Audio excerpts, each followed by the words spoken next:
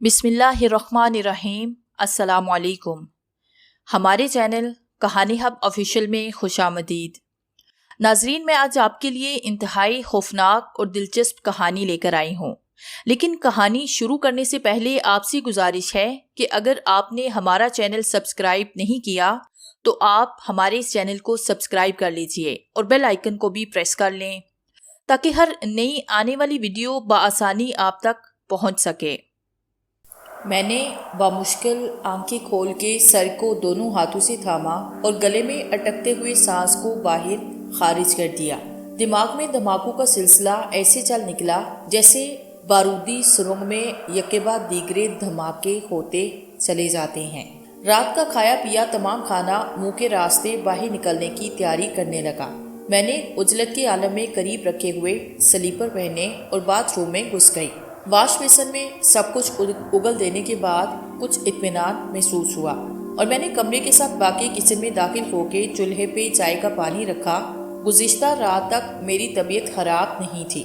मुझे अच्छी तरह याद था मैंने खाने के बाद एक गिलास में इलायची मिला दूध पिया था। ईशा की नमाज पढ़ के मुझे दोबारा भूख लगी। मैंने एक गिलास मज़ीद दूध में इलायची डाली और टेरेस पे चहलकदमी के दौरान मुख्तलिफ वज़ाइफ करके आरामगाह में आ गई थी। मेरी तबीयत हशाश बशाश थी। बिस्तर पे लेटने के बाद मैंने सूरे मुल्क का विर्द किया। ये सब मेरे रोज़मर्रा के मामूलात का एक हिस्सा था।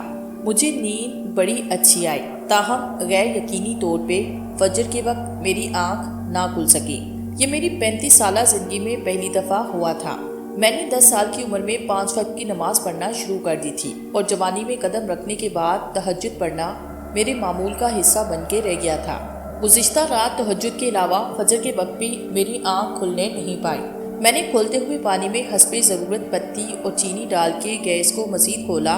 दूध वाली चाय के मुतालिक सोचने पर मुझे दोबारा उबकाई का एहसास होने लगा था। मैंने सिटिंग रूम में लगी घड़ी पे निगाह दौड़ाई। मुझे अपने हाथों के तोते उड़ते महसूस हुए। दिन के 12 बजने वाले थे। फजर और तहज्जुद ना सही 7 बजे सोकर उठना मेरी मजबूरी थी। 9 बजे एकेडमी की क्लासों का आगाज़ होता था और 8:30 बजे तमाम उस्ताज़ा इमारत में हाज़िरी देते थे।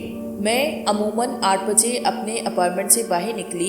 एकेडमी की बस 8:05 पे मुझे स्टॉप से उठाती थी और 8:20 पे एकेडमी के सामने उतार देती थी। 12 बजे का मतलब ये था कि मैंने आज की तमाम क्लासेस मिस कर दी थी। ये मेरे साथ क्या हो रहा था? मैंने कहवे को कतीली में मुंतकिल किया और कतीली को उठाकर सिटिंग रूम में आ गई। टेलीफोन के पास से गुजरते हुए मैंने केटली को साइड टेबल पे रखा और एकेडमी के मालूमाती ऑफिस का नंबर डायल किया। दूसरी तरफ से रिजवाना की आवाज़ सुनाई दी, मलक हयात एकेडमी, आपने किससे बात करनी है? मैंने उससे माजरत करते हुए तबीयत की नासाजी के मुतालिक बताने की कोशिश की। तब वो बात काटते हुए मुसरत भरे लहजे में बोली, टीचर बिस्मा, मुझे आपकी आवाज़ सुन के निहायत मुसरत महसूस हो रही है। यकीन जानिए एक माँ की ये दूरी मेरे लिए सुहाने रूह बन के रह गई थी। आप जानती हैं, एकेडमी ऑफ होने के बाद मैं आपसे कुरान शरीफ की तफसीर की क्लास लेती थी। आपके चले जाने के बाद वो क्लास निहायत मुतासिर हुई। मैंने हैरत भरे लहजे में पूछा, क्या मैंने कल एकेडमी की क्लासों में शिरकत नहीं की? शायद मुझे एजाज़ी तौर पे खसूसी इनामात से नवाजने की बातचीत भी हुई थी। रिजवाना की आवाज़ सुनाई दी, ये तो 1 माह कबल की बात है। उस दिन गैर मुतवक्के तौर पर आपका इस्तीफ़ा मौसूल हुआ। प्रिंसिपल ताहिरा ने आपसे बातचीत करने के लिए फ़ोन किया। तब उन्हें बताया गया कि आप गैर मुल्की दौरे पे बैरून मुल्क जा चुकी हैं। एजाज़ी तकरीब में आपकी गैर हाजिरी पे मुझे दिली अफसोस महसूस हुआ, ताहम आपका अवार्ड और असनाद मेरे पास महफूज है। मुझे एक दफ़ा फिर अपने दिमाग में दिमागे होते महसूस हुए। उबकाई का एहसास हुआ। मैंने बेइख्तियार रिसीवर को क्रेडल पे पढ़ा और उजलत के आलम में बाथरूम की तरफ भाग पड़ी। वाश बेसन में सब कुछ उबलने के बाद जब मैंने कमरे का रुख किया तो मुझ पे गशी तारी होने लगी। मैं बेदम होकर बिस्तर पर लेट गई। न जाने कितना वक्त यूं ही गुजरा। काफ़ी देर के बाद जब मुझे होश आया तब मैंने फ़ोन करके जिब्रान को फ्लैट में बुलाया। मुझे उसकी इस वक्त अपार्टमेंट में मिलने की तवक्को नहीं थी, ताहम गैर मुतवक्के तौर पर उसने कॉल अटेंड कर ली। मैंने नकाहत भरे लहजे में उसे बताया, मेरी तबीयत बहुत ज़्यादा नासाज है। अगर तुम किसी लेडी डॉक्टर के मुतालिक जानते हो तो मेहरबानी करके मुझे उसके पास ले चलो। उसने मामले की नज़ाकत को महसूस करते हुए बातचीत करने की कोशिश नहीं की और फ़ोन बंद कर दिया। وہ میرے ساتھ والے اپارٹمنٹ میں مقیم تھا۔ میری اور اس کی جان پہچان چند دنوں پہ مشتمل تھی، تاہم ٹیچر ہونے کی وجہ سے وہ میرا دل سے احترام کرتا۔ 5 منٹ کے بعد دروازے پہ دستک ہوئی۔ میں نے دروازہ کھولا، وہ سامنے کھڑا تھا۔ اس کی عمر بمشکل تمام 25 سے 30 سال کے درمیان تھی۔ چہرے کے نقوش دل فریب اور بے انتہا حیرت بھرے تھے۔ قد لمبا اور بال فوجی انداز میں کٹے ہوئے تھے۔ مجھے دیکھتے ہی اس نے تشویش بھرے لہجے میں پوچھا، آپ کی طبیعت کافی حد تک ناساز دکھائی دے رہی ہے تو ہے؟ ضرور بد پرہیزی ہوئی ہوگی۔ میں نے اس کی بات کو نظر انداز کرتے ہوئے کہا، مجھے سلمیٰ ریاض کے کلینک لے چلو، باقی کی تفصیل بعد میں بتاؤں گی۔ اس نے سر اسبات میں ہلایا اور میرے ساتھ اپارٹمنٹ سے باہر آ گیا۔ دن کے 1:45 بج رہے تھے۔ سڑک پہ ٹریفک کا ازدحام تھا۔ اسے ڈرائیونگ میں وقت کا سامنا کرنا پڑ رہا تھا، اس لیے بات چیت کا موقع نہیں ملا۔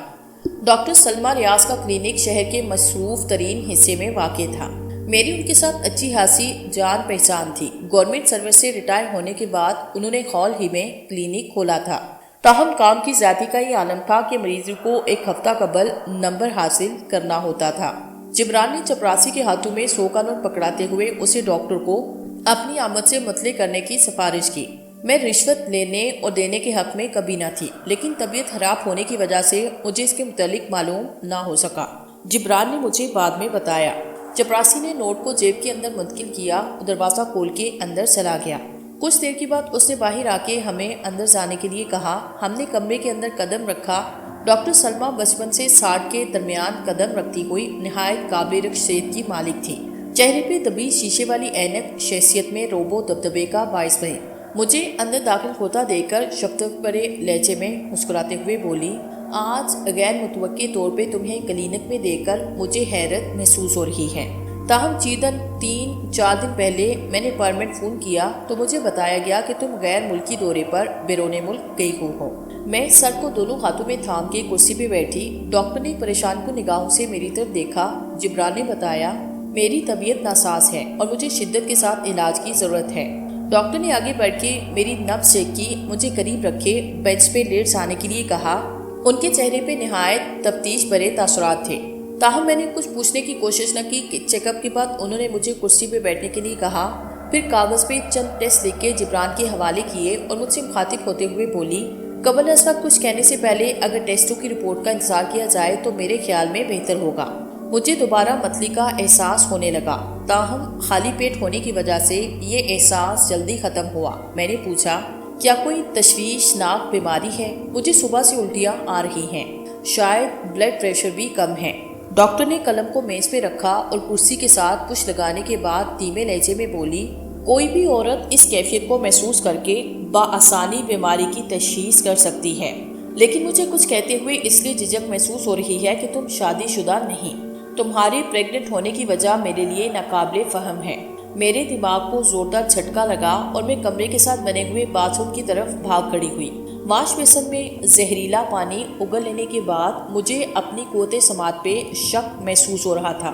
ڈاکٹر سلمیٰ جو کچھ کہہ رہی تھی اس کا اندازہ مجھے شادی نہ ہونے کے باوجود بھی ہو گیا تھا، تاہم بات غیر یقینی تھی۔ میں نے واش بیسن کا نل کھولا اور چہرے پہ پانی کے چھینٹے مارنے کے بعد باتھ روم سے باہر آئی۔ جبران اور ڈاکٹر سلمیٰ میرے منصر تھے۔ میں نے ڈاکٹر سلمیٰ کو الٹیاں روکنے کی دوائی لکھنے کے لیے کہا تو انہوں نے پیڈ پہ لکھی اور میں جبران کے ساتھ کمرے سے باہر آئی۔ میڈیکل سٹور سے دوائیاں لینے کے بعد ہم پارکنگ میں کھڑی جبران کی گاڑی کی طرف آ گئے۔ دوران سفر میرا دماغ مختلف سوچوں کے گھیرے میں تھا۔ معاملہ نہایت پر اسرار اور گھمبین تھا۔ میری آنکھوں کا دیر سے کھلنا، نمازوں کا قضا ہونا، ان سب سے قطع نظر ایک رات کے اندر پریگننٹ ہونا نہایت غیر یقینی بات تھی۔ میں اسلامک اکیڈمی میں قرآن مجید تفسیر کی معلمہ تھی۔ ہماری اکیڈمی کے اندر مردوں کا داخلہ ممنوع تھا۔ میں با پردہ اور دیندار قسم کی نہایت معمولی شکل و صورت کی عورت تھی۔ مجھے مردوں میں قطعی دلچسپی نہیں تھی۔ نہ جانے یہ سب کیسے ہوا۔ جبران نے اپارٹمنٹ کے سامنے گاڑی روکی اور میں دوائیوں کا شاپر ہاتھ میں لیے کمرے کے اندر آ گئی۔ میں نے ڈاکٹر کی ہدایت کے مطابق چند گولیاں حلق میں ڈیلی اور کافی کا پانی چولہے پہ رکھنے کے بعد سٹنگ روم میں آ گئی۔ جبران میرا منصر تھا، اس کے چہرے پہ ششوپن کے تاثرات تھے، تاہم نگاہوں کا مرکز میں نہیں تھی، بلکہ میرا مختصر اٹیچی کیس تھا جو داخلی دروازے کے پاس رکھا ہوا تھا۔ میں عموماً غیر ملکی دوروں کے دوران اس اٹیچی کیس کو استعمال کرتی تھی۔ اگر وہ باہر رکھا تھا تب اس کا واضح مطلب یہ تھا کہ میں نے واقعی بیرون ملک سفر کیا تھا، لیکن میرے خاصے میں سفر سے متعلق کوئی بھی یاد محفوظ نہیں تھی۔ کہیں ایسا تو نہیں تھا کہ چند دن قبل کی ان یادوں کو شعور سے غائب کیا گیا ہو، لیکن ایسا کرنے والا کون ہو سکتا تھا؟ میرے ارد گرد مردوں کی تعداد نہ ہونے کے برابر تھی۔ جبران اور ملک حیات دو ایسی ہستیاں تھیں جن کے متعلق مجھے کچھ اندیشہ لاحق تھا۔ اکیڈمی کے سربراہ ملک حیات جیسے شریف و نفس انسان کے متعلق سوچنا معیوب تھا، لیکن میرا زیادہ اٹھنا بیٹھنا ان کے ساتھ تھا۔ جبران کو چند ہفتوں میں قرآن و تفسیر سے متعلق مختصر وقت صرف اس لیے دے رہی تھی کہ وہ میرا ہمسایہ تھا اور میں ہمسایوں کے حقوق سے واقف تھی۔ میں نے ایک دفعہ پھر اس کے سراپے کو نگاہوں میں لاتے ہوئے تنقیدی نگاہوں سے جائزہ لیا۔ سرخ سفید رنگ، معصومیت بھرے نقوش، قد لمبا، قابل تعریف شخصیت، کردار و فعل کے لحاظ سے نہایت شریف اور فطرتاً شرم و حیا اور پرخلوص طبیعت کا مالک تھا۔ مختصر عرصے کے دوران اس نے کبھی بھی میری آنکھوں میں آنکھیں ڈال کے بات نہیں کی تھی۔ یہ بات سوچنا بھی شرم اور نہایت گھٹیا سوچ کے مترادف تھی کہ وہ دوران غفلت میرے ساتھ معیوب حرکت کرنے کا متحمل ہو سکتا تھا۔ اس کے باوجود بھی صنف مخالفت کی ذات کچھ بعید نہیں تھا۔ میں نے اسے کچن میں جا کے کافی تیار کرنے کے لیے کہا۔ وہ خاموشی کے ساتھ اندر چلا گیا۔ اس کے جانے کے بعد میں نے بریف کیس کا جائزہ لیا۔ ہینڈل کے پاس پیلے رنگ کا ٹیگ لگا تھا۔ میں نے اسے اتارا۔ ٹیگ کے پچھلی طرف Andhera Express bogie number 5 seat number 120 تحریر تھا۔ میں نے زیر لب نام دہرایا، Andhera Express bogie number 5 seat number 120۔ یقیناً کسی نامعلوم اور پراسرار ٹرین کا نام تھا۔ ٹیگ لگے ہونے کی وجہ سے یہ کہنا بید از قیاس نہیں کہ میں نے اس کے ذریعے کسی دور دراز علاقے کا سفر کیا تھا جس کے متعلق میری یادداشت میں کچھ بھی درج نہیں تھا۔ میں نے بریف کیس کو کھولا۔ وہ ضروریاتی زندگی کے سامان سے بھرا تھا۔ ٹوتھ پیسٹ، کنگھی، سرما اور دوران سفر پڑھنے والی کتابوں کا مجموعہ۔ کپڑوں کو الٹنے پلٹنے پر مجھے ایک مختصر کاغذ پہ چند الفاظ کی صورت میں نامعلوم ایڈریس ملا۔ میں نے نگاہ الفاظ پہ دوڑائی، علی پور سیدہ محلہ 2 تارہ امروہہ۔ حیرت انگیز طور پہ تحریر میری اپنی تھی۔ میں نے کب اور کیوں لکھی، مجھے اور باتوں کی طرح اس کے بارے میں بھی کچھ بھی یاد نہیں تھا۔ جبران کافی کے مگ تھامے سٹنگ روم میں داخل ہوا۔ وہ کافی بڑی اچھی بناتا تھا۔ میں جب بھی اس کے پرمے میں تفسیر و تعلیم کے سلسلے کے لیے جاتی تب کافی سے شغل ضرور ہوتا تھا۔ وہ میرے سامنے صوفے پہ بیٹھا اور کھوجتی ہوئی نگاہوں سے میری طرف دیکھنے لگا۔ میں نے پوچھا، کبھی ٹرین میں سفر کیا ہے یا پھر ان کی تفصیل سے واقف ہو؟ اس نے انکار میں سر ہلایا۔ مجھے اندھیرا ایکسپریس کے نام کی ٹرین کے متعلق معلومات درکار ہیں۔ کہاں جاتی ہے، کہاں سے آتی ہے، ٹائمنگ شیڈول کیا ہے اور کہاں کی ٹرین ہے؟ جبران نے حیرت بھری لہجے میں پوچھا۔ کچھ عجیب سا نام ہے، اندھیرا ایکسپریس، میں نے پہلے کبھی نہیں سنا۔ ہو سکتا ہے ہال میں ہی اس کا قیام ہوا ہو۔ بکنگ آفس میں میرا جانے والا ہے، میں اچھی طرح فون کر کے معلومات حاصل کرتا ہوں۔ وہ اٹھ کے فون کی طرف چلا گیا۔ گولیاں کھانے سے میری طبیعت بحال ہوئی اور مجھے بھوک لگنے لگی۔ میں نے صبح سے کچھ نہ کھایا تھا۔ جبران نمبر ڈائل کر رہا تھا۔ میں نے اسے فون سے فارغ ہونے کے بعد اپارٹمنٹ کی عمارت سے متصل ریسٹورنٹ سے کھانا منگوانے کے لیے کہا اور وضو کرنے باتھ روم میں آ گئی۔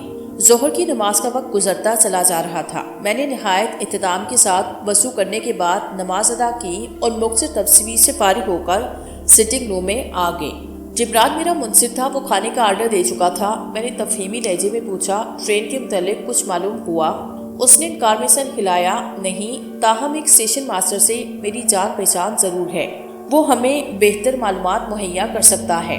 وہ ریٹائر ہو چکا ہے اور نواحی علاقے میں رہائش رکھتا ہے۔ کھانے کے وقت ملاقات کے لیے چلیں گے۔ میں نے اسبات میں سر ہلایا اور قریبی صوفے پہ بیٹھ گئی۔ جبران بہت بڑے چاکیدار کی سوتیلی اولاد تھا۔ شہر پڑھائی کی نیت سے آیا تھا، تاہم دل اچاٹ ہو جانے کی وجہ سے کالج کو خیرباد کہہ کے دینی تعلیمات میں دلچسپی لینے لگا۔ وہ میری دل سے قدر کرتا۔ کھانے کے بعد ہم اس کی گاڑی میں بیٹھ کے عمارت سے باہر آئے۔ اس کی واقفیت جس اسٹیشن ماسٹر سے تھی، اس کی رہائش شہر سے باہر کسی چھوٹے سے گاؤں میں تھی۔ دوران سفر جبران نے مجھ سے معاملے کے متعلق بات چیت کرنے کی کوشش کی، میں نے اسے ٹال دیا۔ میں خود معاملے کی اندیکھی کھیتوں میں الجھ کے رہ گئی تھی۔ اسے بھلا کیا بتاتی؟ اسٹیشن ماسٹر کا گھر 2 کمروں پہ مشتمل تھا۔ ہمیں کرسیوں پہ بٹھانے کے بعد اس نے جبران سے آنے کی وجہ پوچھی۔ جبران کے کچھ بولنے سے پہلے میں نے اسے اندھیرا ایکسپریس کے متعلق بتانے کے بعد تفصیل کے متعلق پوچھا۔ اس نے حسب توقع لا علمی کا اظہار کیا۔ میں سے کسی بھی ٹرین کے بارے میں نہیں جانتا، نام بھی کچھ پر اسرار ہے، شاید غیر معروف پہاڑی علاقے کی طرف چلنے والی معمولی اہمیت کی حامل کوئی ٹرین ہو۔ آپ پہاڑی علاقے میں معلومات کیجیے۔ میں نے پرس میں سے کاغذ کا ٹکڑا باہر نکالا جس پہ نامعلوم ایڈریس تحریر تھا اور بوڑھے کے ہاتھوں میں تھما دیا۔ اس نے کچھ دیر نظر ثانی کی، پھر گویا ہوا، ہمسایہ ملک کا ایڈریس لگتا ہے، امروہہ وہیں کا علاقہ ہے، یقیناً ٹرین کا تعلق بھی وہیں سے ہوگا۔ کافی عرصہ ہوا دونوں ممالک کے درمیان کشیدگی کی وجہ سے ٹرینوں کے سلسلے کو منقطع کیا گیا۔ یہ بات بعید از قیاس نہیں کہ کسی ٹرانسپورٹ جیسے ٹیکسی یا پھر بس وغیرہ کا نام ہو۔ میں نے پوچھا، آپ کسی ایسے آدمی کو جانتے ہیں جو اس اصرار سے پردہ اٹھا سکے؟ اسٹیشن ماسٹر بولا، حتمی طور پہ کچھ نہیں کہہ سکتا، تاہم ایک قریبی دوست سے پوچھ گچھ کے بعد شاید آپ کی کچھ مدد کر سکوں۔ وہ قریبی پہاڑی علاقے میں رہتا ہے۔ میں نے وہاں جانے سے پہلے عصر کی نماز پڑھی اور آگے کا سفر شروع کیا۔ اسٹیشن ماسٹر کا جانے والا بوڑھا آدمی نہایت مفلسی و افلاس کی زندگی گزار رہا تھا۔ بیوی فوت ہو گئی تھی، بچے اسے تنہا چھوڑ کے شہر منتقل ہو گئے تھے۔ گزر بسر گاؤں والوں کی نظر کی ہوئی رقم یا پھر کھانے پینے کی امداد پہ میسر تھی۔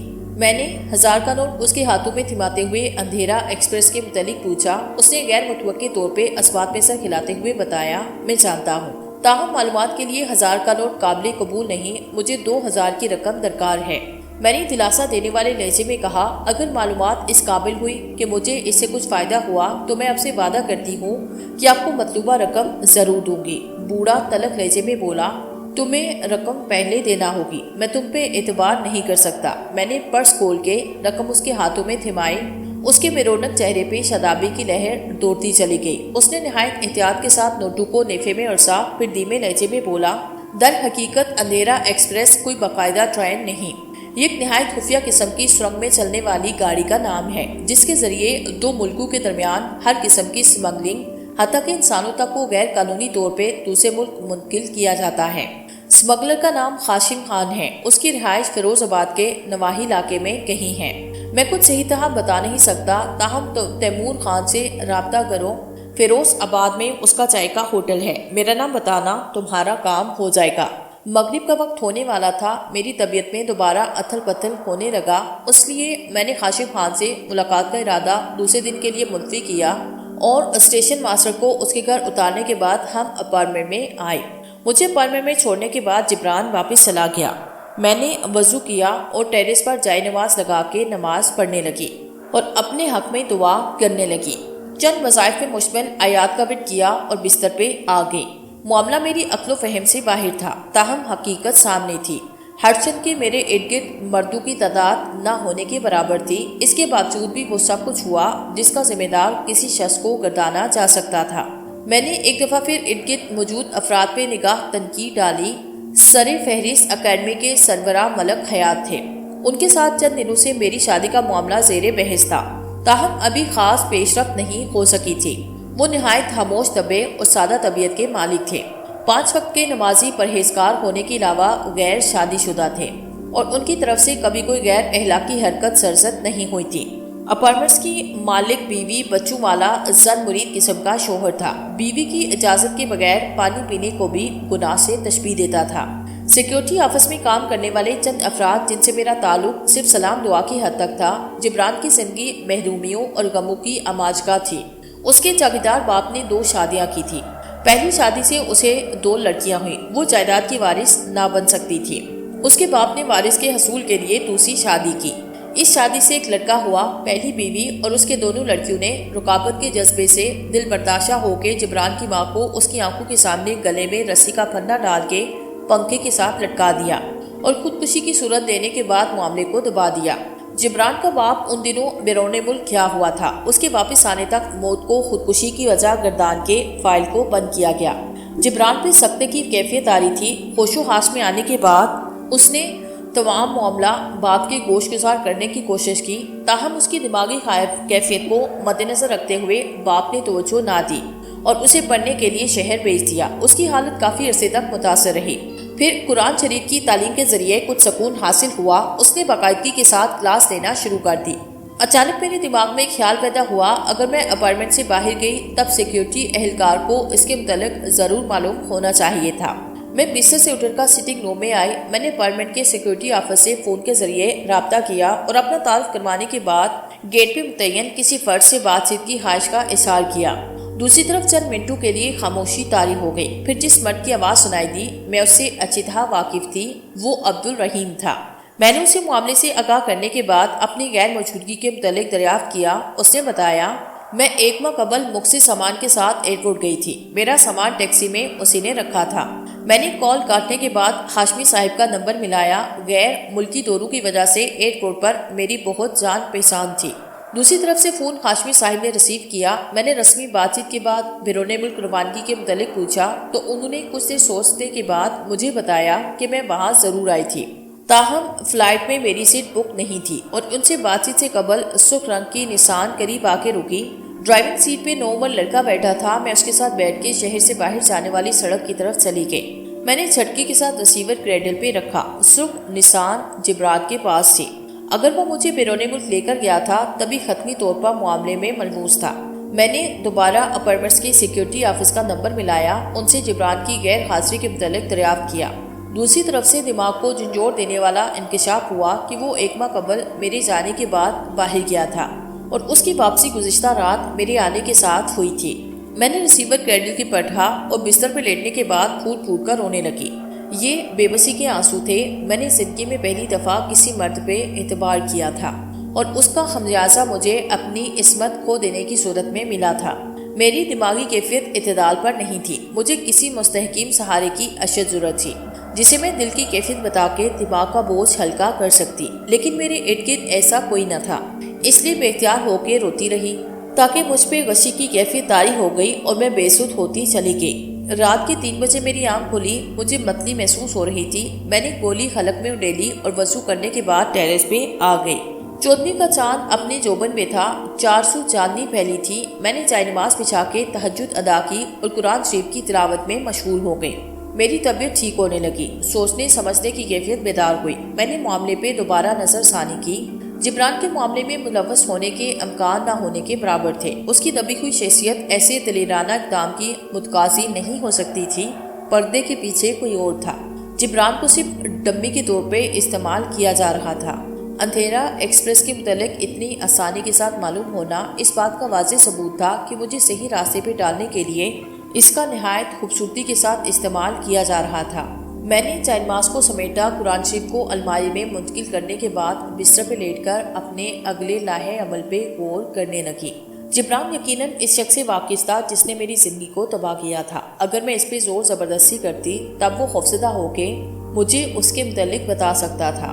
وہ جو کوئی بھی تھا ہمسایہ ملک میں پوشیدہ تھا۔ اکیڈمی ختم ہو جانے کی صورت پہ میرے پاس اس کے علاوہ اور کوئی چارہ کار نہیں تھا کہ میں اندھیرا ایکسپریس کے ذریعے ہمسایہ ملک کا سفر کرتی اور اس شخصیت سے ملنے کے بعد اس غیر انسانی فعل کا بدلہ لینے کی کوشش کرتی۔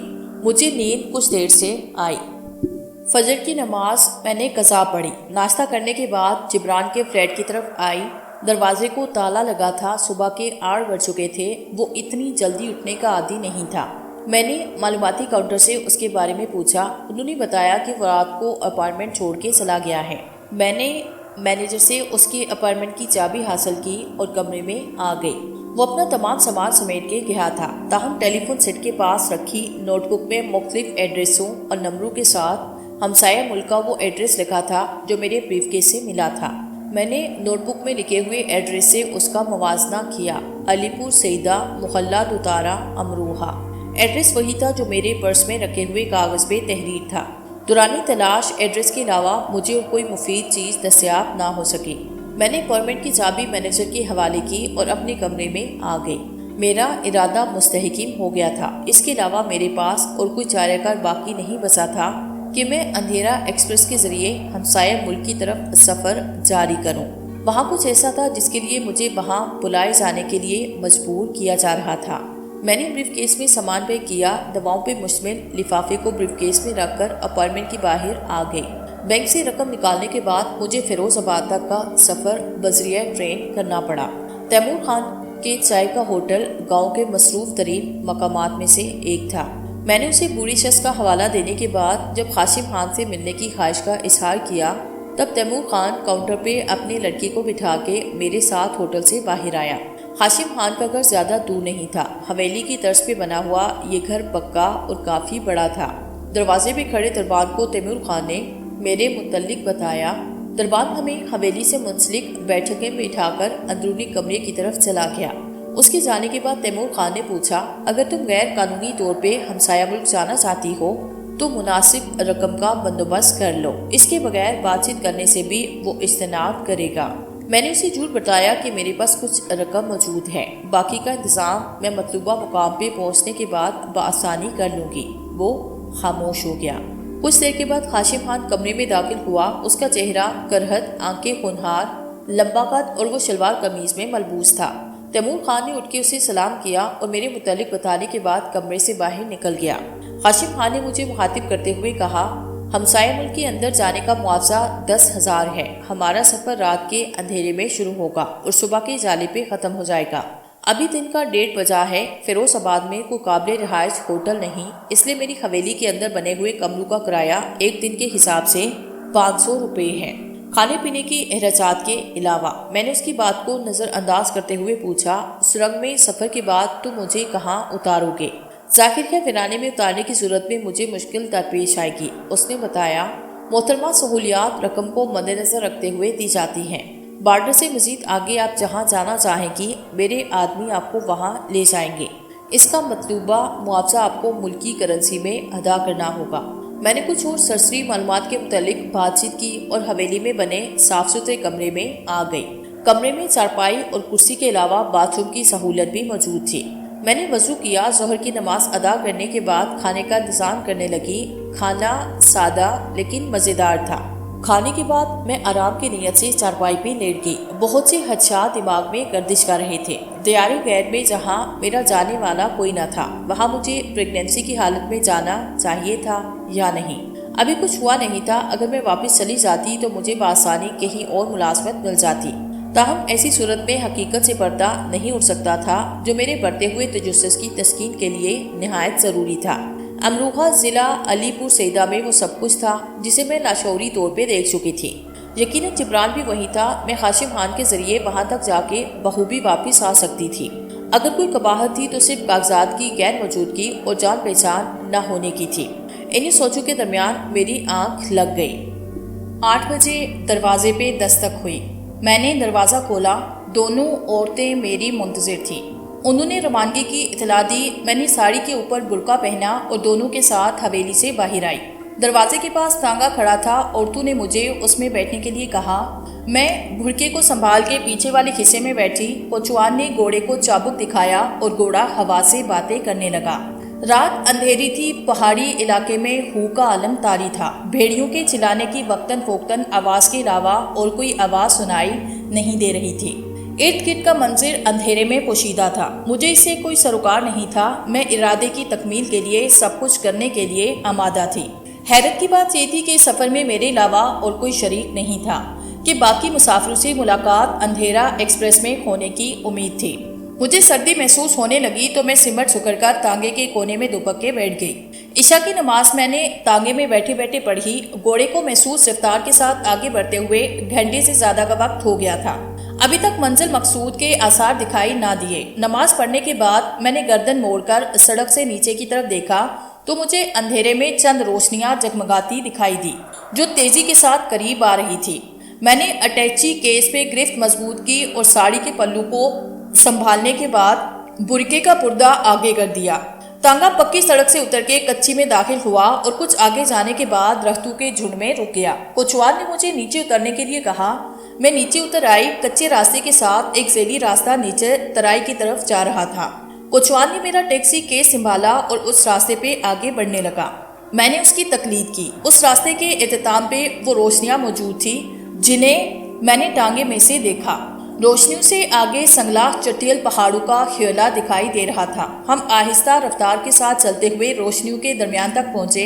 یہ چند پرانی طرز کی بنی ہوئی لالٹینوں کی روشنیاں تھیں۔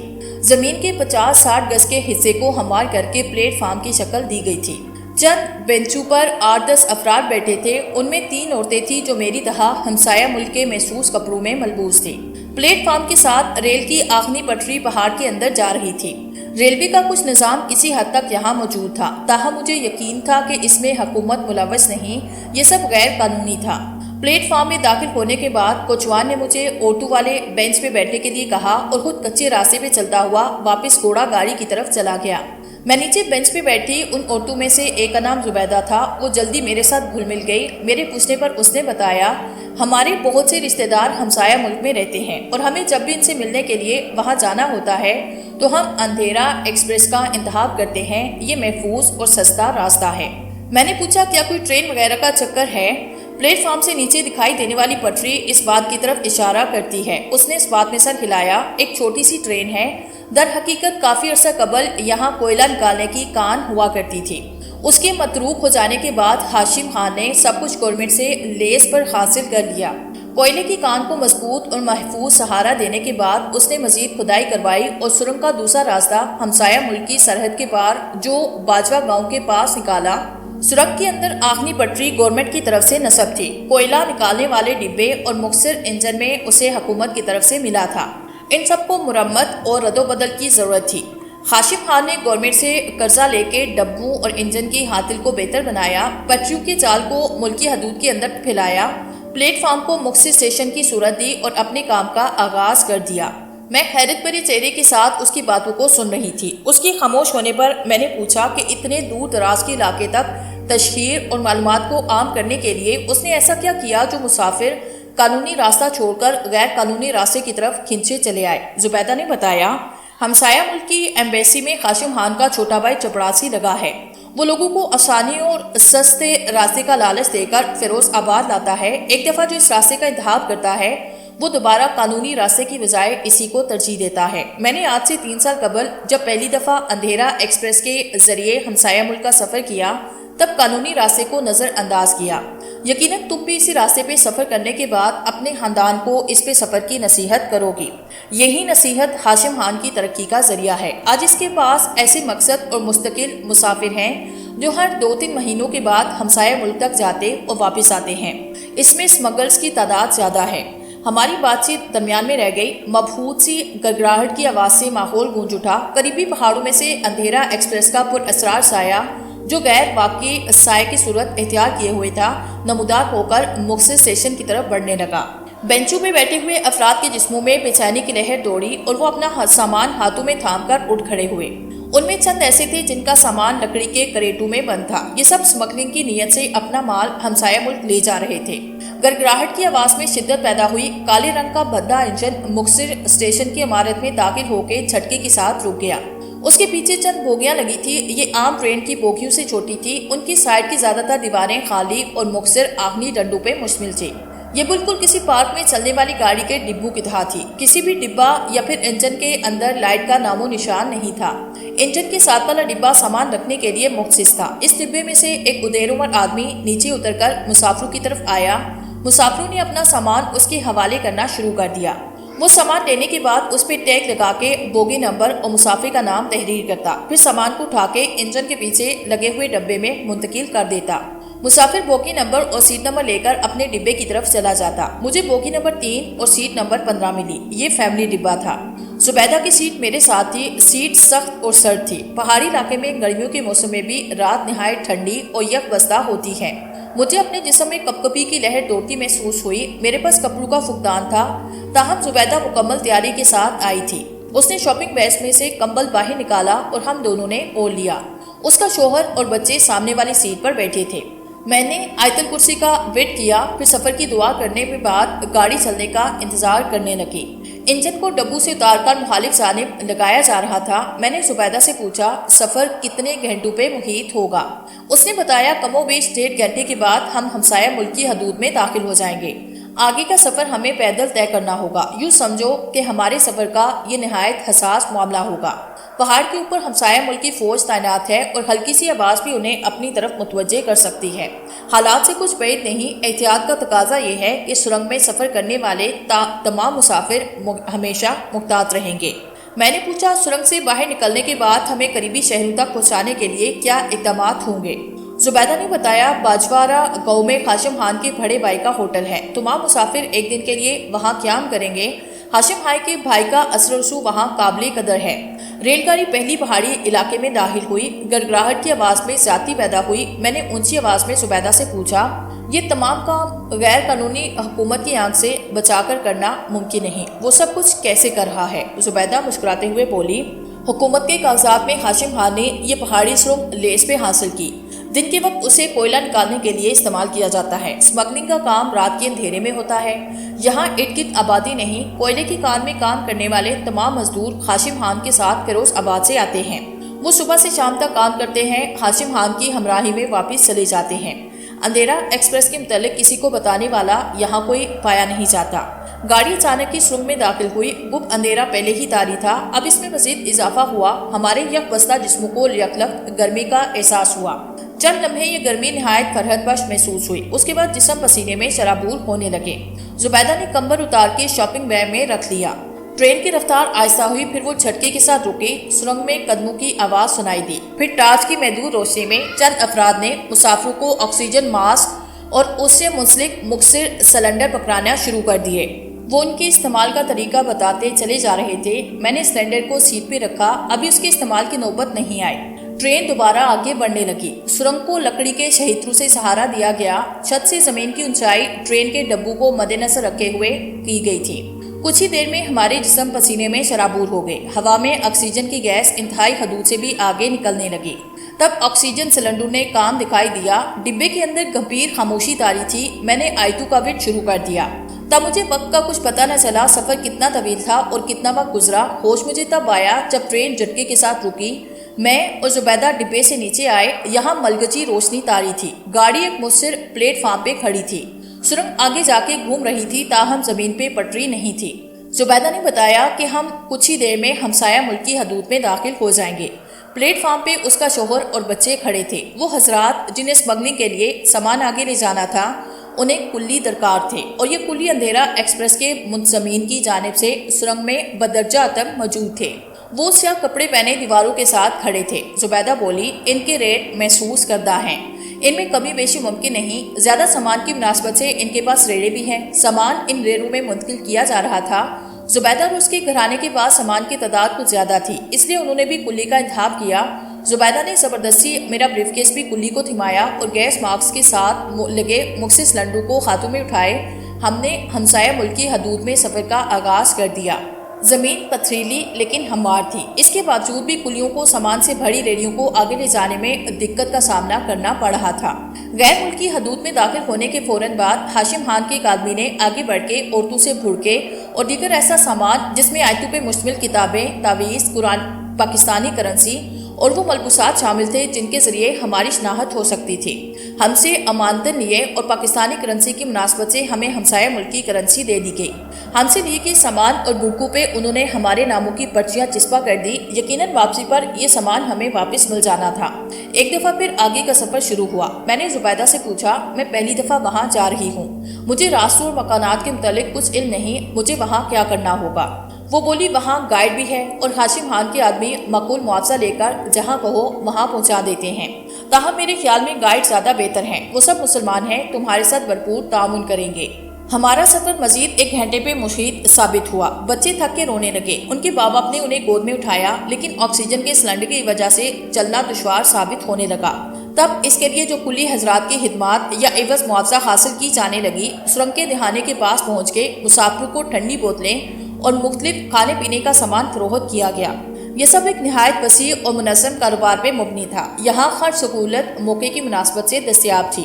آپ پیسہ دے کر سب کچھ حاصل کر سکتے تھے۔ سرنگ کے خارجی دہانے کے پاس کئی بینچ رکھے تھے۔ مسافر ان بینچوں پہ بیٹھے، ان سے گیس ماسک اور سلنڈر واپس لے لیے گئے۔ ابھی رات کا کچھ حصہ باقی تھا۔ ہمیں منہ اندھیرے ہاشم خان کے ہوٹل تک پہنچنا تھا۔ آدھا گھنٹہ آرام کرنے کے بعد ہم سرنگ سے باہر آئے۔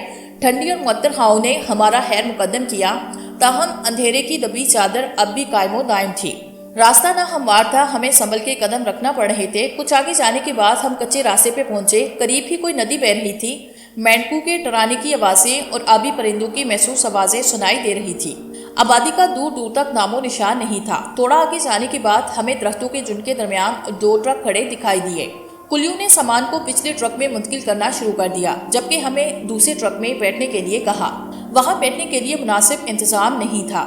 ٹرک کی زمین آہنی تھی، لیکن زبیدہ کے کہنے کے مطابق سفر زیادہ طویل نہیں تھا۔ مسافروں کے بیٹھتے ہی ٹرکوں نے آگے کا سفر شروع کیا۔ کچے علاقے میں یہ سفر نہایت دشوار اور تکلیف دہ ثابت ہوا۔ تاہم سڑک پہ پہنچنے کے بعد مستقل لگنے والے جھٹکوں میں کمی واقع ہوئی اور ٹرکوں کی رفتار میں بھی اضافہ ہوا۔ صبح 4:30 بجے کے قریب ہم شہباز خان کے ہوٹل تک پہنچے۔ رقم کی ادائیگی اور مختلف حفاظتی ہدایات کے بعد ہمیں ہوٹل میں کمرے دے دیے گئے۔ میرا کمرہ زبیدہ کی فیملی کے ساتھ بالا تھا۔ مجھے ایک دفعہ پھر متلی کا احساس ہونے لگا۔ کھانے کی خواہش بھی سر ابار رہی تھی۔ میں نے روم سروس کو فون کر کے ناشتہ لانے کے لیے کہا اور الٹی روکنے والی گولی کھانے کے بعد باتھ روم میں آئی۔ میں نے نہایت اہتمام کے ساتھ وضو کیا۔ نماز پڑھنے کے بعد چند صورتوں کا وظیفہ کرنے لگی۔ اس اثناء میں ویٹر نے ناشتہ ٹیبل پہ رکھا۔ وہ مجھے نماز پڑھتے ہوئے ٹکٹکی باندھے دیکھ رہا تھا۔ وظائف سے فارغ ہونے کے بعد میں نے اسے ٹپ دی، تب وہ بولا، پچھلی دفعہ آپ کے ساتھ 2 افراد اور بھی تھے، وہ اس دفعہ ساتھ نہیں آئے۔ میں نے چونکتے ہوئے اس کی طرف دیکھا، پھر مزید ایک نوٹ اس کے ہاتھ پہ رکھتے ہوئے پوچھا، انہی کی تلاش میں یہاں آئی ہوں، کیا تم مجھے بتا سکتے ہو کہ ان کا حلیہ کیا تھا؟ ویٹر بولا، مجھے حیرت ہے کہ آپ ان کے متعلق کیوں پوچھ رہی ہیں؟ وہ آپ کے قریبی رشتہ دار تھے، تاہم مجھے سروکار نہیں، میں بتا دیتا ہوں۔ ان میں ایک نوجوان لڑکا اور دوسرا ادھیر عمر تھا۔ اس کے بعد اس نے جو حلیہ بیان کیا، وہ سننے کے بعد مجھے یہ جاننے میں دشواری کا سامنا کرنا پڑا کہ وہ جبران اور خیاط اکیڈمی کے سربراہ ملک خیاط تھے۔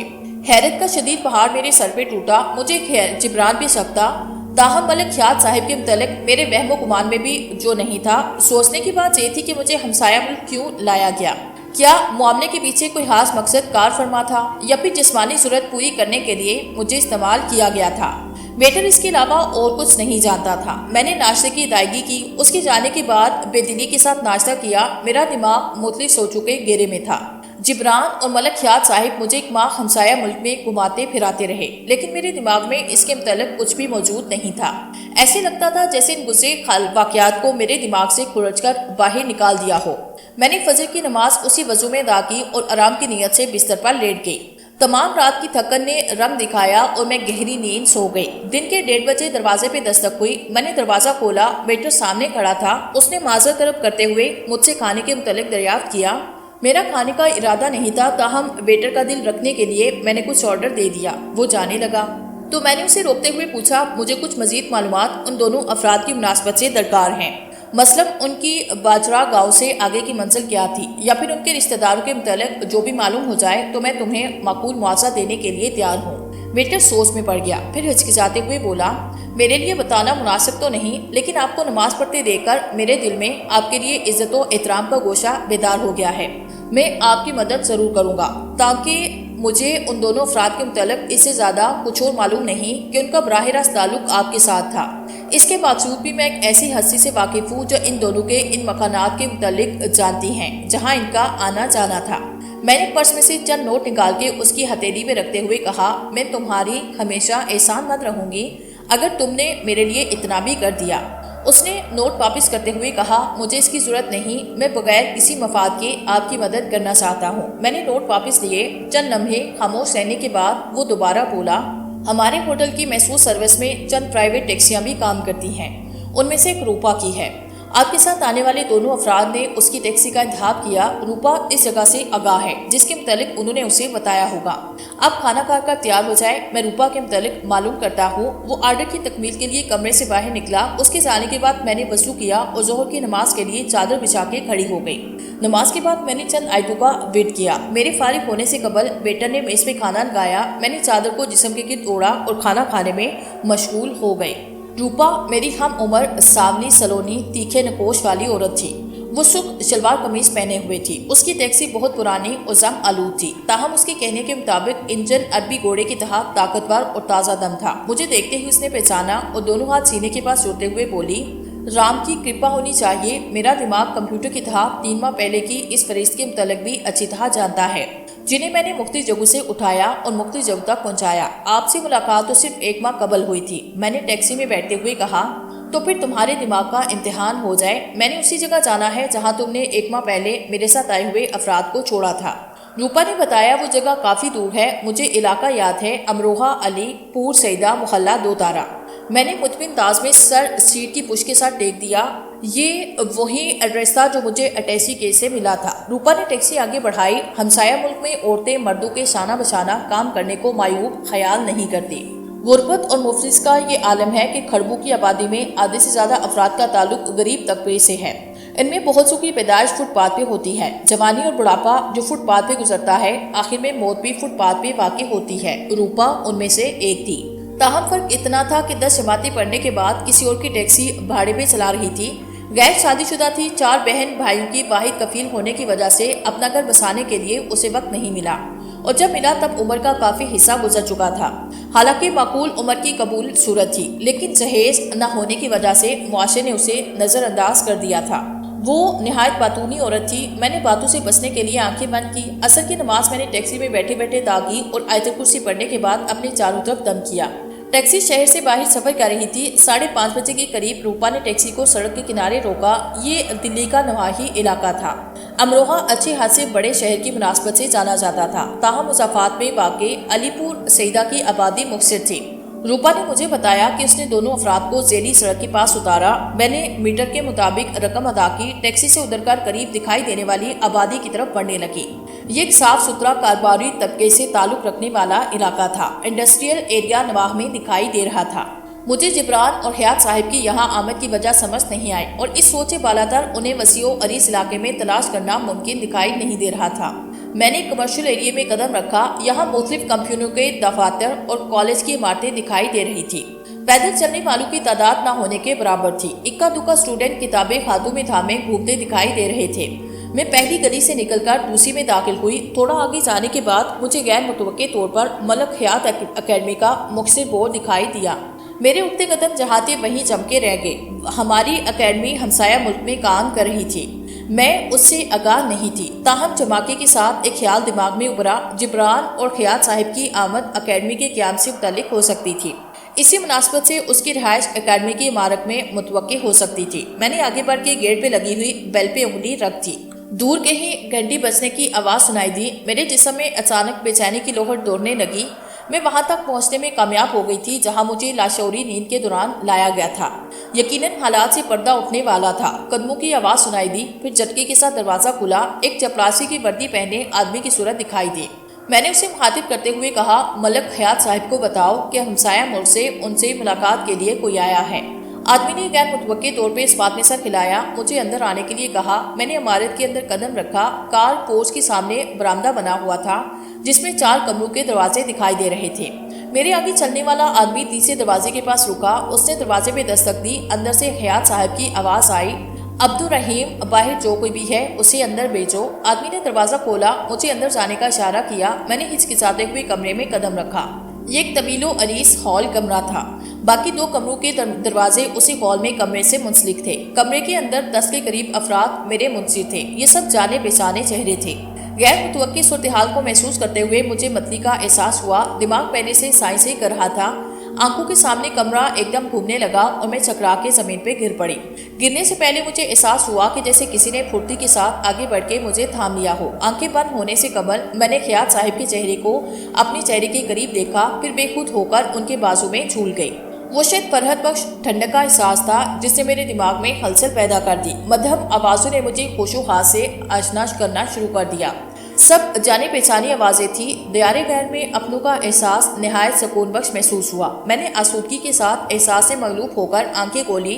ماحول یکلہت تالیوں کی آواز سے گونج اٹھا۔ وہ سب اپنی خوشی کا اظہار تالیاں بجا کے کر رہے تھے۔ ان میں ملک حیات، جبران، رضوانہ، اسلامک اکیڈمی کی پرنسپل طاہرہ، مجیب رحمان اور اکیڈمی سے تعلق رکھنے والے تمام اساتذہ موجود تھے۔ پہلا احساس مجھے یہ ہوا کہ میں اپنے ملک میں واقع اکیڈمی کی عمارت میں ہوں۔ پھر تمام واقعات فلم کی طرح پردہ سمت پہ پھیلنے لگے اور وہ ہڑبڑا کے اپنی جگہ سے اٹھ کھڑی ہوئی۔ وہ سب میرے سامنے مسرت بھرا چہرہ لیے کھڑے تھے۔ ملک حیات صاحب مجھ سے مخاطب ہوتے ہوئے بولے، ہم تمہیں ہمسایہ ملک کی سرزمین پہ خوش آمدید کہتے ہیں۔ میں تمہاری دماغی کیفیت کے متعلق بخوبی اندازہ لگا سکتا ہوں، اس لیے تمہاری حیرت کو جلد دفاع کرنے کی کوشش کروں گا۔ بات کوئی غیر معمولی یا فطرت سے ہٹ کر نہیں، لیکن مجھ سے نادانستگی میں جو گناہ سر سود ہوا، میں اس کی تلافی کے لیے اپنے آپ کو تمہارے سامنے پیش کرتا ہوں۔ تو مجھے سزا بھی دو، وہ مجھے منظور ہوگی۔ وہ کچھ دیر کے لیے خاموش ہوئے۔ رضوانہ نے پانی کا گلاس بھر کے میرے ہاتھوں میں تھمایا۔ میرا حلق سوکھ کے کانٹا ہو رہا تھا۔ میں نے ایک گھونٹ میں پانی حلق میں اڈیلا۔ خاص کچھ بحال ہوئے۔ میں نے ارد گرد نگاہ دوڑائی۔ وسیع و عریض ہال میں کرسیاں اور میزیں رکھ کر لیکچر روم کی صورت دی گئی۔ میں جس کرسی پہ بیٹھی تھی اس کی آگے نہایت قیمتی لکڑی سے بنی ہوئی میز رکھی تھی۔ اکیڈمی کے اساتذہ اور دوسرا اسٹاف کرسیوں پہ بیٹھا تھا۔ ملک حیات صاحب دوبارہ گویا ہوئے، تم مجھ سے زیادہ اچھی طرح جانتی ہو کہ دین و تبلیغ کا سلسلہ صدیوں سے چلتا آ رہا ہے۔ اس بھلائی کے کام میں صرف انسان نہیں بلکہ جنات بھی حتی المقدور حصہ لے رہے ہیں۔ تمہیں یہ جان کر حیرت ہوگی کہ ہماری اکیڈمی میں جنات ہیں۔ یہ انسانوں کے علاوہ غیر مسلم جنات پر بھی تبلیغ میں ہمارا ساتھ دے رہے ہیں۔ ان غیر مسلم جنات کی تعداد ہمارے ملک کی نسبت ہمسایہ ملک میں زیادہ ہے۔ یہ ہماری طرح سوچ و فکر اور حالات و واقعات کو اپنے لحاظ سے استعمال کرنے کی صلاحیت رکھتے ہیں۔ ہندو جنات میں شر پسندی زیادہ ہوتی ہے۔ انسانوں کو پریشان کرنا، انہیں غلط راستے کی طرف راغب کرنا ان کے محبوب مشغلوں میں شامل ہے۔ ہمارا اکیڈمی کی اب تک کی تمام برانچیں مسلم ممالک کی حد تک محدود تھی، تاہم ضرورت اس امر کی تھی کہ غیر مسلم ممالک میں بھی ان کا انعقاد کیا جائے۔ بارش کے پہلے قطرے کی طرح ہم نے ہمسایہ ملک کو پہلا ہدف بنایا اور جنات میں مسلم جماعت کو یہاں منتقل کر دیا۔ دینی امور اور تبلیغ کے سلسلے کو مد نظر رکھتے ہوئے گزشتہ ماہ علی پور سیدہ کی اکیڈمی میں ایک چھوٹی سی میٹنگ رکھی گئی۔ اس میٹنگ کی سربراہی میں نے کی، تاہم دینی امور پہ بات چیت کے لیے تمہیں استعمال کیا گیا۔ تمہارے شعور کو سلا کے لاشعور کے ذریعے معاملے کو آگے بڑھایا گیا۔ کام نہایت تسلی بخش رہا، تاہم مجھ سے انجانے میں غلطی ہوئی جس کا خمیازہ تمہیں بھگتنا پڑا۔ میں ایک دفعہ پھر اپنے اس غیر ارادی فعل پہ شرمندگی محسوس کرتے ہوئے تم سے معافی مانگتا ہوں۔ ہمارے درمیان شادی کے رشتے کی بات کافی دنوں سے چل رہی تھی۔ تمہاری طرف سے نیم رضامندی کا اظہار بھی ہو چکا تھا۔ شاید اس اظہار کو مد نظر رکھتے ہوئے انجانے میں اس فعل کا مرتکب ہو گیا۔ ملک واپسی کے بعد شرمندگی کے احساس نے مجھے نظر چڑھانے پہ مجبور کیا اور میں چند دنوں کے لیے دوبارہ ہمسایہ ملک آ گیا۔ جنات کی جماعت کا اصرار تھا کہ تم ہمسایہ ملک میں ان کے ساتھ کام کرو، اس لیے ملک کی اکیڈمی میں تمہارا استعفیٰ بھیج دیا گیا اور حالات کی دھارے پہ چھوڑ کر تمہیں جمران کی ہمسایہ ملک کی طرف بھجوا دیا گیا۔ میں پھٹ پڑنے والے لہجے میں انہیں مخاطب کرتے ہوئے کہا، دین و تبلیغ کے خوبصورت سلسلے کے درمیان آپ نے جو شر پسندی کی انتہا کی، میرے خیال میں آپ کے اس اقدام پہ شیطان بڑا خوش ہوا ہوگا اور اس فعل سے نگاہیں چرانے کے لیے آپ نے مجھے بیچ پنجھار میں اکیلا چھوڑ کر فرار ہونے کو ترجیح دی، مزید دوگلے پن کا مظاہرہ کیا۔ میں اس کے لیے آپ کو تمام زندگی معاف نہیں کروں گی۔ اکیڈمی کی پرنسپل طاہرہ مجیب الرحمان اپنی جگہ سے کھڑی ہوئی۔ ٹیچر بسما انسان خدا کا پتلا ہے، اس لیے اس سے غلطی ہو ہی جاتی ہے، اگر نہ ہو تو فرشتے اور انسان میں فرق کیا رہ جاتا ہے۔ حضرت آدم علیہ السلام اور بی بی حوا رحمۃ اللہ علیہ سے جنت میں غلطی سرزد ہوئی اور دنیا میں زندگی کا آغاز ہوا۔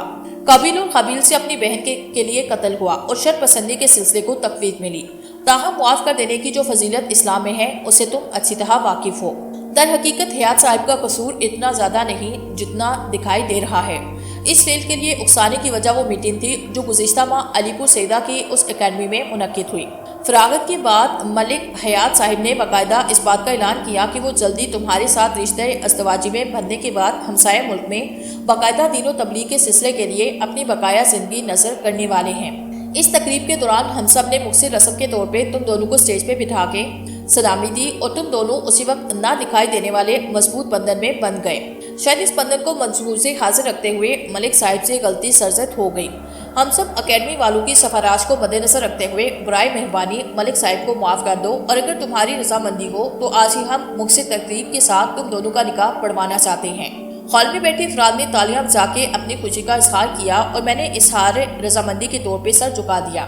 پرنسپل طاہرہ دوبارہ گویا ہوئی، ہمسائے ملک میں کام کرنے سے پہلے میں تمہیں بتا دینا چاہتی ہوں کہ ملک حیات صاحب، جبران اور میرے علاوہ یہاں سب ممبرز جنات کے طبقے سے تعلق رکھتے ہیں۔ جبران نے خال ہی میں اکیڈمی کو منتخب کیا، وہ معاشرے کا ٹھکرایا ہوا فرد ہے۔ تمہاری اسلامی تعلیم نے اسے بہتر راستے کے انتخاب میں مدد دی اور آج وہ ہمسایہ ملک میں ہمارے ساتھ دین و تبلیغ کے کام کا آغاز کرنے والا ہے۔ آخر میں یہ بھی بتاتی چلوں کہ قانونی طور پہ کام کرنے کے لیے ہمیں تمہارے کاغذات درکار ہیں تاکہ کسی قانونی پیچیدگی کے بغیر کام کی شروعات کی جا سکے۔ ہال کمرہ ایک دفعہ پھر تالیوں کی زوردار آواز سے گونج اٹھا اور میں نے مطمئن انداز میں آنکھیں موند لی۔